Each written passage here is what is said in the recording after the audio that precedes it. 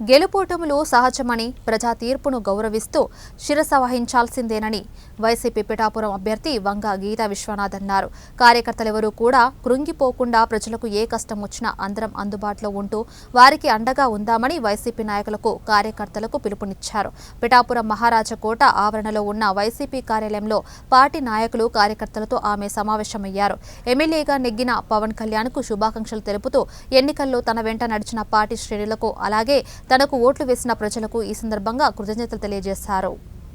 ఆంధ్రప్రదేశ్ రాష్ట్రంలో పిఠాపురం నియోజకవర్గం కాకినాడ జిల్లాలో వైఎస్ఆర్సీపీ అభ్యర్థులుగా నాకు అవకాశం ఇచ్చారు.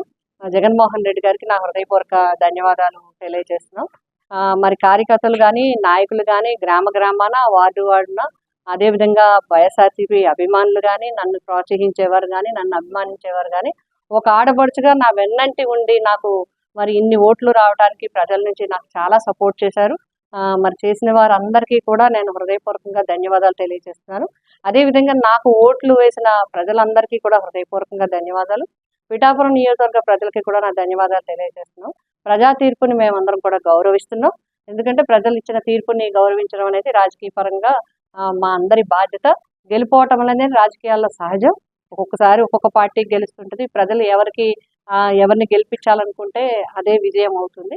ఆ విధంగా ఇప్పుడు జనసేన పార్టీ నుంచి ఎమ్మెల్యేగా పిఠాపురం ఎమ్మెల్యేగా ఎన్నికైన పవన్ కళ్యాణ్ గారికి హృదయపూర్వకంగా శుభాకాంక్షలు తెలియజేస్తున్నాం. ప్రజల ఆకాంక్షలకు అనుగుణంగా తప్పకుండా ఈ నియోజకవర్గ అభివృద్ధికి కృషి చేస్తారని ఆశిస్తున్నాం. మరి మా పార్టీ పరంగా కూడా నాయకులు కార్యకర్తలు పెద్దలు అందరూ కలిసి అభిమానులు అందరూ ఈరోజు ప్రజాప్రతినిధులు అందరూ కూడా మాట్లాడుకోవడం జరిగింది. ఇప్పుడు ప్రతిపక్షంగా మా బాధ్యత కార్యకర్తలందరికీ కూడా ఎప్పటికప్పుడు వారిని అండగా ఉండటము, అదేవిధంగా ప్రజలకి ఏమన్నా అవసరం ఉంటే మా అవసరం ఉంటే వారికి అందుబాటులో ఉండటం అనేది మా ప్రధానమైన బాధ్యత.